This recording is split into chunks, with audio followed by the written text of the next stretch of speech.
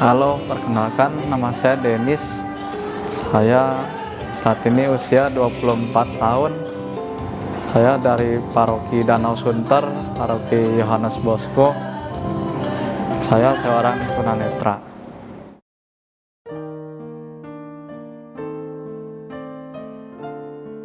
Denis itu lahir prematur 7 bulan awal. 7 bulan awal artinya dia hanya 6 bulan di dalam kandungan ya.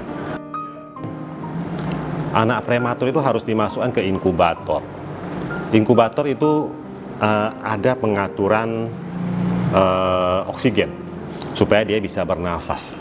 Tapi karena Denis sangat kecil, jadi oksigen itu mungkin terlalu besar. Akhirnya merusak retina matanya yang belum tumbuh sempurna. Dan retina itu menjadi retak dan disebut dengan ROP ya. Jadi retinanya retak. Lama-lama dia lepas dari bola matanya. Dan akhirnya merembet ke sebelah lagi. Kita baru punya anak pertama yang tadi kita sangat senang. Saya sangat senang gitu ya dapat anak pertama. Tapi ternyata dia menjadi tunanetra. Perasaan hancur, nggak tahu berbuat apa. Jadi saya memikirkan bahwa tidak akan ada masa depan buat seorang tunanetra.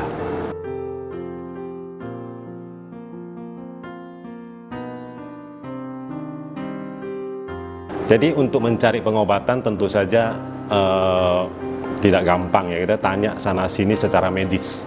Dokter ini orang bilang bagus ya, kita coba. Dokter ini bagus, kita coba.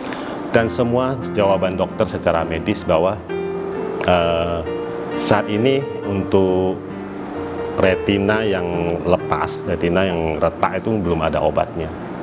Jadi saya harus bisa menerima dan dokter menyarankan agar anak saya ini bisa dididik gitu loh, cari di mana ada perkumpulannya supaya saya juga belajar untuk mendidik dia.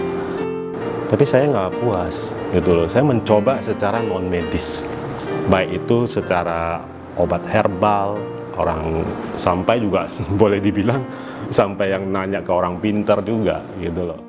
Nah terakhir saya balik lagi ke dokter. Dokter bilang kalau bapak terus-terusan lakukan seperti itu selain menyakiti anak, itu juga membuang waktu, biaya dan sebagainya. Nggak ada perubahan. Jadi kita harus benar-benar bisa menerima.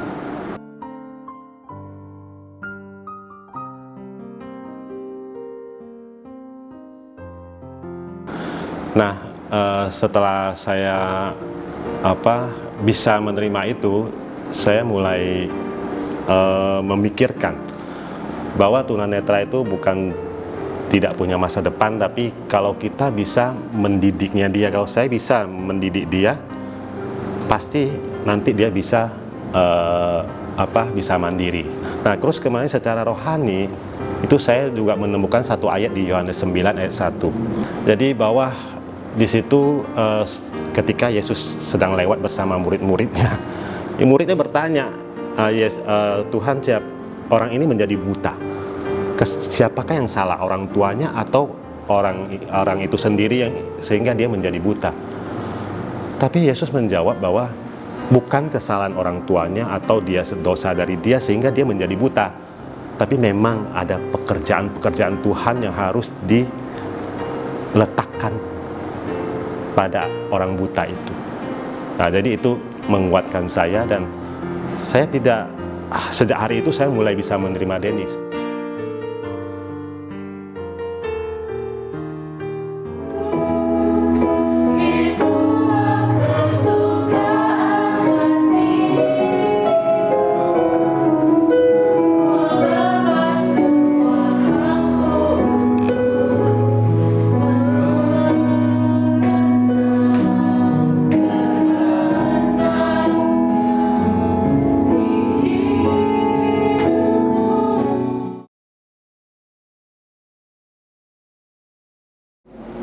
Saya suka musik karena musik itu adalah hobi saya, dan musik itu juga sarana buat saya untuk mengembangkan talenta dan membawa hasil yang positif dan bisa menjadi berkat bagi banyak orang. Pada saat main musik ya tentunya kalau yang dari awal belajar ya senang-senang aja sih, cuman ya belum terlalu memahami karena dulu kan belajarnya otodidak. Nah, tetapi setelah ya pelan-pelan coba mendengarkan lagu, terus punya hobi mendengarkan musik juga, dan pelan-pelan dicoba dan akhirnya ya bisa senang dalam bermusik dan bisa menjiwai juga dalam talenta bermain musik.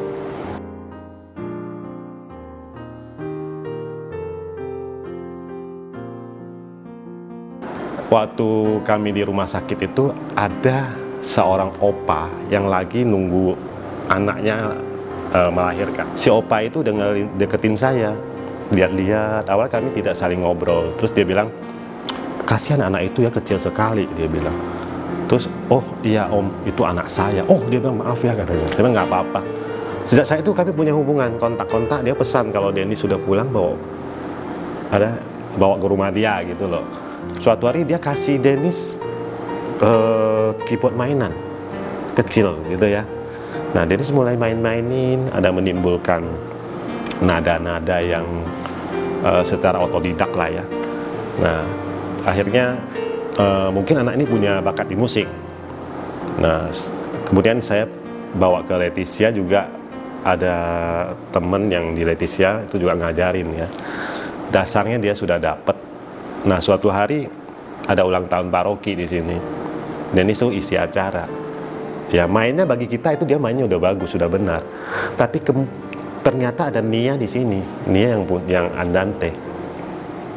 Nah, Nia tuh ngomong sama Ciopi bahwa mau ketemu dengan saya, dia pengen mengarahkan Dennis bagaimana memainkan musik dengan benar. Nah, sejak saat itu Nia mengajari Dennis.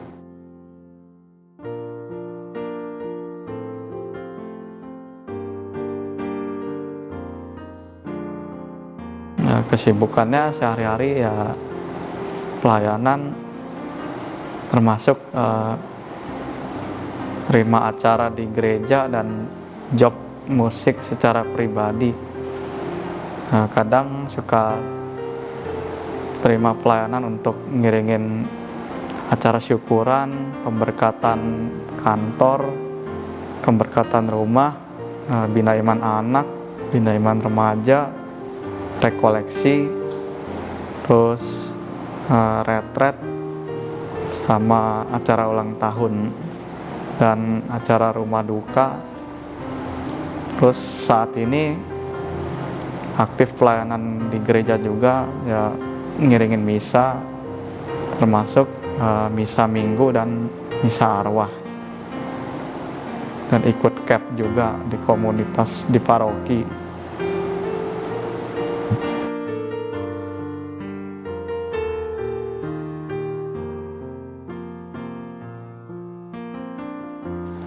Awalnya pelayanan gereja tuh ikut-ikut waktu dia kan sekolah di SLB ya. Di SLB kan suka ada yang ngunjungin, nah, terus dia main. Terus kadang-kadang mereka juga isi acara di luar, dia main juga. Nah, pas dia di rumah ya ada orang-orang gereja minta tolong main misalnya pemberkatan rumah dan sebagainya. Dia juga main gitu, ikut isi acara gitu. Jadi sejak awal di situ sampai sekarang makin banyak, dia makin dewasa ya.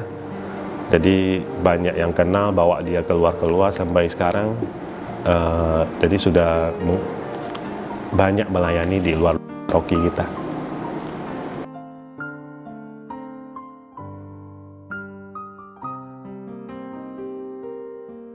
Saya bilang saya susah menerima ya. Dan boleh dibilang tuh saya menyalahkan Tuhan. Memberikan saya seorang anak, tapi kok Tuhan memberikan saya berbeda dengan yang lain gitu loh. Ya. Tapi ternyata saya sekarang bersyukur Tuhan memberikan anak ini talenta, dan juga semua manusia itu nggak ada yang sempurna ya. Jadi Tuhan menitipkan anak ini, berarti dia mau saya menyayangi Denis, saya menjadi bagian dari keluarga saya, dan terus melihat perkembangan dia banyak teman, dia bergaul, dan dia juga talentanya benar-benar digunakan untuk pelayanan gereja.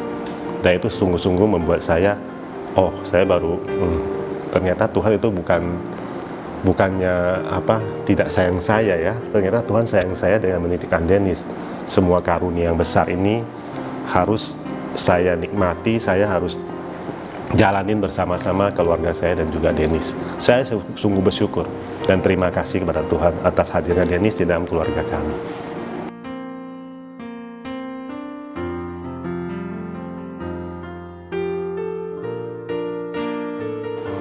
Nah, ketika masih sekolah, ya mungkin sekitar umur 7 tahun. Nah, itu saya bersekolah di SLB, sekolah luar biasa. Dan pada saat itu kan masih kecil lah, masih belum bisa lah untuk bepergian sendiri. Nah, jadi ya baik itu dalam hal sekolah maupun bepergian, termasuk ke gereja pun masih diantar papa naik motor. Nah, kalau untuk saat ini udah bisa bepergian sendiri. Kalau yang jarak dekat ya kadang-kadang masih diantar, tapi ya banyakan saat ini pergi sendiri dan dijemput teman.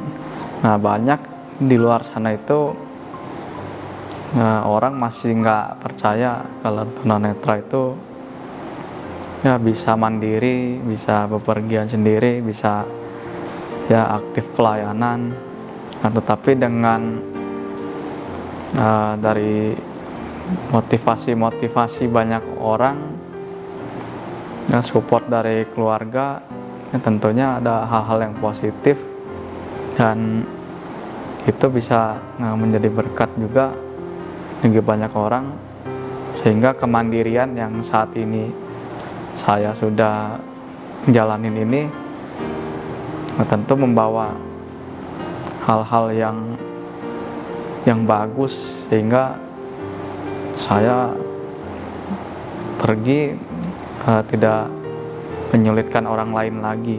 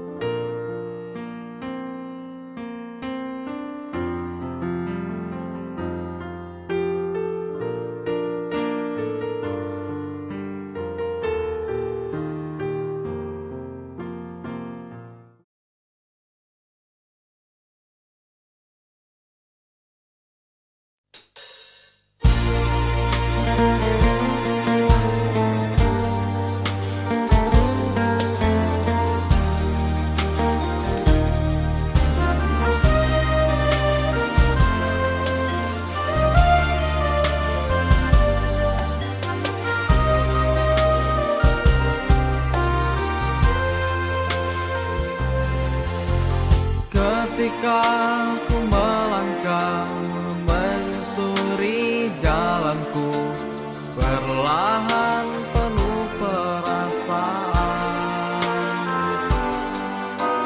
tanganku terus meraba mencari arah yang benar, sehingga ku tidak tersesat.